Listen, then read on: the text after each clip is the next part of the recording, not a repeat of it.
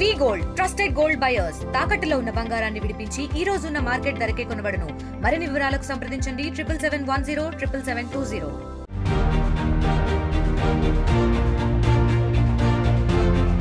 Income tax అధికారుల కన్ను Hyderabad software ఇంజనీర్లపై పడింది. హైదరాబాద్ కు చెందిన కొందరు టెక్కీలు 100 కోట్లు ఐటీ స్కామ్ చేసినట్లు ఆదాయ పన్ను శాఖ అధికారులు గుర్తించారు. పన్నుల నుంచి తప్పించుకునేందుకు టెక్కీలు పలు రాజకీయ పార్టీలకు భారీ విరాళాలిచ్చి వాటిని తిరిగి క్లెయిమ్ చేసుకుంటున్నట్లు ఐటీ అధికారులు గుర్తించారు.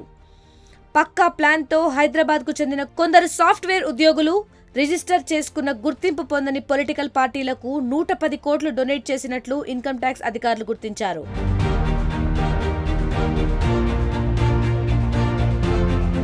ఐటీ నుంచి తప్పించుకునేందుకు హైదరాబాద్ టెక్కీలు చట్టంలోని లొసుగులు వాడుకుంటున్నారు. భారీ మొత్తాన్ని డొనేషన్ల రూపంలో ఇచ్చి ఐటీఆర్ ఫైల్ చేసుకుని పన్ను మినహాయింపులతో లబ్ధి పొందుతున్నట్లు తేలింది. అయితే ఇన్కమ్ ట్యాక్స్ చట్టంలోని సెక్షన్ 80 జేజీసీ కింద రాజకీయ పార్టీలకు డబ్బును విరాళంగా ఇచ్చేవారు పన్ను పరిధిలోకి వచ్చే ఆదాయాన్ని తగ్గించుకునే వెసులుబాటు ఉంది. దీన్ని ఆసరాగా తీసుకున్న టెక్కీలు పన్నులు ఎగ్గొడుతున్నట్లు తెలుస్తోంది. ఇలా పన్నులు ఎగ్గొట్టేందుకు సాఫ్ట్వేర్ ఇంజనీర్లు క్లెయిమ్ చేసుకున్న మొత్తం సుమారు 110 కోట్లు ఉన్నట్టు తెలుస్తోంది.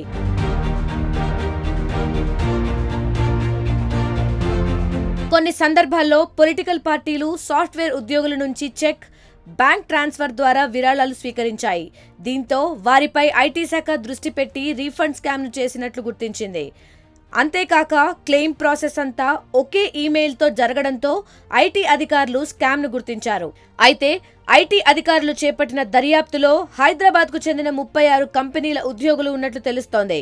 ఈ ప్రముఖ సాఫ్ట్వేర్ కంపెనీలో ఉద్యోగం చేసే ఓ టెక్కీ తనకు వచ్చే 46 లక్షల జీతంలో 45 లక్షలు ఓ ప్రముఖ రాజకీయ పార్టీకి విరాళంగా ఇచ్చినట్లు చూపిస్తూ క్లెయిమ్ చేసుకున్నాడు.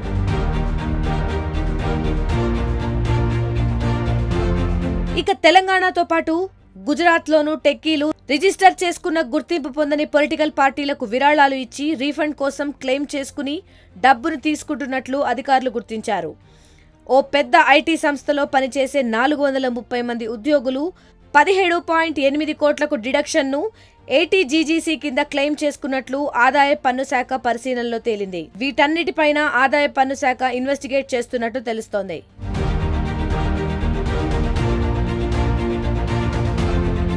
మరిన్ని వీడియోస్ కోసం ఛానల్ ని సబ్స్క్రైబ్ చేయండి. లేటెస్ట్ అప్డేట్స్ కోసం వాట్సాప్ ఛానల్ ని ఫాలో అవ్వండి. ఆ లింక్ డిస్క్రిప్షన్ లో ఉంది.